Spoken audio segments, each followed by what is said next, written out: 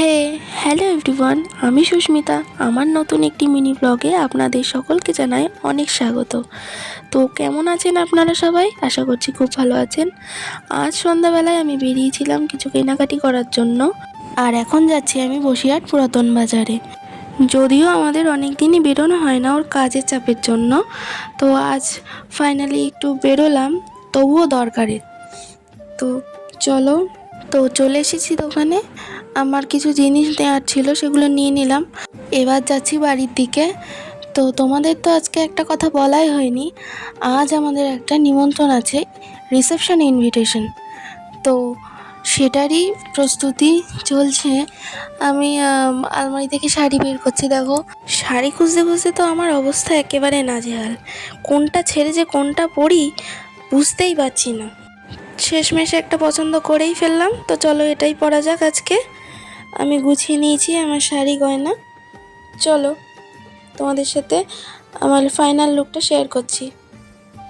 তো আমি একাই সেজে নিয়েছি, যদিও আমি সাজতে পারি না, তবে যেমনই সেজেছি তেমনই তোমাদের সাথে শেয়ার করলাম। কেমন লাগছে আমাকে সবাই অবশ্যই বলবে। তো শাড়ি তো আমি একা একদমই পরতে পারি না, কাকিমাই সবসময় আমায় হেল্প করে শাড়ি পরার জন্য। কাকিমা খুব সুন্দর শাড়ি পরায়। তো দেখো কেমন লাগছে আমায়।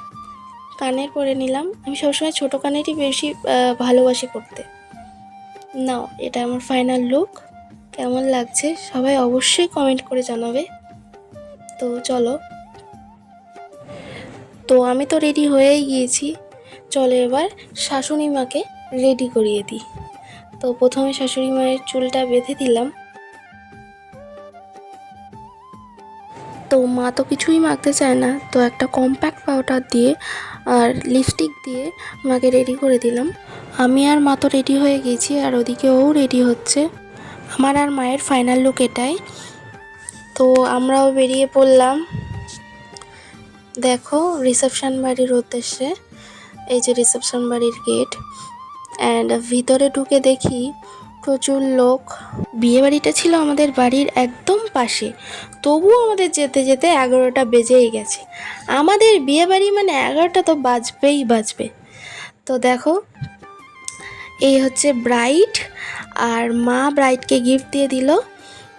আর বিয়েবাড়ি মানে তো ছবি তোলা মাস্ট, সেটা তো থাকবেই।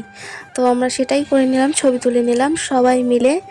তো দেখো, আমাদের পাড়ার গ্রুপ নাও নাচানাচি শুরু হয়ে গেছে।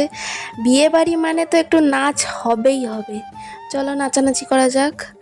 আর আমরা এমন টাইমে গিয়েছি গাইস, আমাদের জন্য স্টার্টার আর কিচ্ছু নেই। থাকবে কি করে, 11টা বাজে। চলো, স্টার্টার নেই আর কি করা যাবে, মন খারাপ করেও কোনো লাভ নেই। তো চলো নাচানাচিতে ফিরে যাই।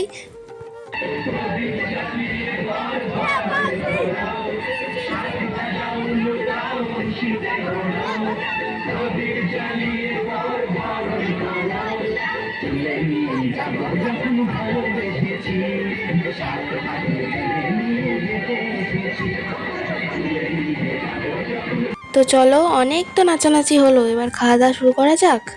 তো প্রথম পাতেই পড়ে গেল নান, পুরি, চানা মশলা, তারপর ভাত, সাদা ভাত, মুড়ি ঘন্ট, আলুর চিপস, তারপর চলে এলো মাছ, তারপর চলে এলো লাল লাল ঝাল ঝাল চিকেন কষা।